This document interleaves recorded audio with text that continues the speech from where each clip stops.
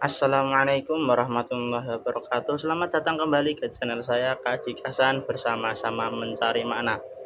Di sini saya akan membahas dan mencari juga hikmah-hikmah seperti yang biasa saya lakukan tentang film dari Joko Anwar yang terbaru, yaitu Pengepungan Bukit Berduri. Film yang kata Bang Ferry Irwandi di videonya Timothy Diallo pada reviewnya menjadi film terbaik setelah apa gitu. Dan saya juga punya pendapat sendiri seperti apa yang dikatakan oleh Bang Timothy, semua orang bebas berpendapat.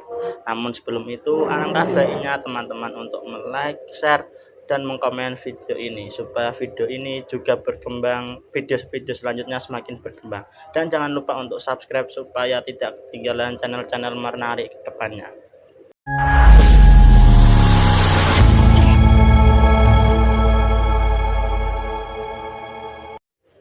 Untuk temanya, film ini singkatnya mengambil what if tentang kejadian 98 yang difiksikan terjadi pada 2008. Ada beberapa kejadian seperti diperkosanya Sylvie pada adegan awal film yang menurut beberapa berita bahwa kejadian itu hoax. Ya, saya kurang membaca jadi saya tidak tahu. Nah, kemudian yang di what if apa yang terjadi apabila itu masa depan nanti Indonesia seperti itu, yang mengambil latar di tahun 2027. Namun di film ini karena fiksi, Joko Anwar tidak memasukkan alasan mengapa orang-orang pribumi sangat membenci orang-orang Cina sampai mengatakan mereka sebagai babi, yang dalam berita yang beredar di film tersebut juga dikatakan bahwa mereka tidak tahu kenapa alasan itu bisa terjadi.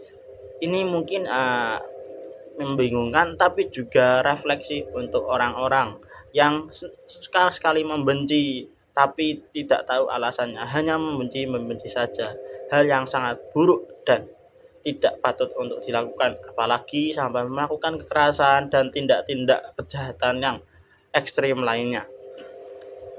Dan seperti khasnya Joko Anwar, dia memasukkan beberapa adegan-adegan simbolik. Walaupun kata Bang Timothy Diallo dalam reviewnya bahwa kejadian ketika seorang anak pribumi tidak sengaja menyelamatkan orang Cina yang sebelumnya disiksa oleh Jeffrey sebagai kebetulan yang tidak masuk akal.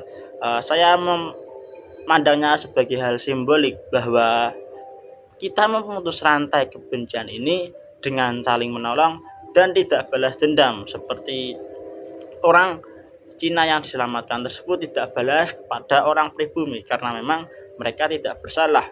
Dan harus seperti itulah cara mendamaikan sesuatu. Kita harus ada yang ikhlas, ada yang saling menolong, dan tidak dendam. Acting tokohnya, terutama orang yang menjadi Jeffrey, saya lupa itu siapa, sangat baik, sangat hebat sekali. Bagaimana dia mungkin disebutnya villain dalam film ini, atau mungkin juga tokoh utama kalau kamu bisa mengambil sudut pandang berbeda. Sangat-sangat hebat. Film ini sangat bagus juga karena didukung oleh backsound-nya yang sangat sesuai dengan kejadian, membuat ketegangan semakin terasa, seperti kedatangan Jeffrey ke sekolah, barbecue, dan sebagainya. Amanah yang saya dapatkan juga yang cukup berkesan dari film ini ketika saya menontonnya 2 kali, karena tontonan saya yang kedua itu saya ambil dari sudut pandang POV dari tokoh Jeffrey, karena terbukanya plot twist dan kata-kata dari Pak Edwin ketika mengomongi Jeffrey itu bisa didalami lebih baik. Nah, karakter Jeffrey ini, sang villain juga sangat membenci Cina. Dia melakukan kekerasan paling keji di antara teman-temannya karena dia ketua gengnya, seperti mengurung orang Cina, tidak diberi makan, dan sebagainya. Dia bertingkah seperti setan, seperti yang dikatakan oleh Pak Edwin. Macam tak betul je budak ni. yang ternyata dia sendiri adalah Cina. Sehingga ketika eh, Pak Edwin mengomongin tentang orang tua terus, amarah Jeffrey terus menerus terpupuk. Dia sadar dirinya Cina, namun dia circle-circle-nya membenci Cina. Ini adalah bentuk krisis identitas yang cukup tidak terlalu kompleks menurut saya, tapi cukup bagus digambarkan. Dan hikmahnya, kalau kamu tidak akan berbuat semena-mena, tidak akan berlaku setan kalau kamu tahu siapa dirimu, kamu tahu siapa orang tuamu, kamu tahu apa agamamu, kamu tahu bahwa kamu itu hamba Allah dan sebagainya, maka kamu tidak akan berbuat semena-mena. Maka dari itu, kenalilah dirimu sendiri, berbuat baiklah, dan jangan nama baik yang berhubungan dengan dirimu.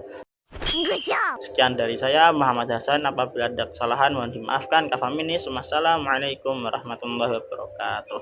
Jangan lupa subscribe dan jangan lupa untuk like dan share video ini. Sekian, terima kasih.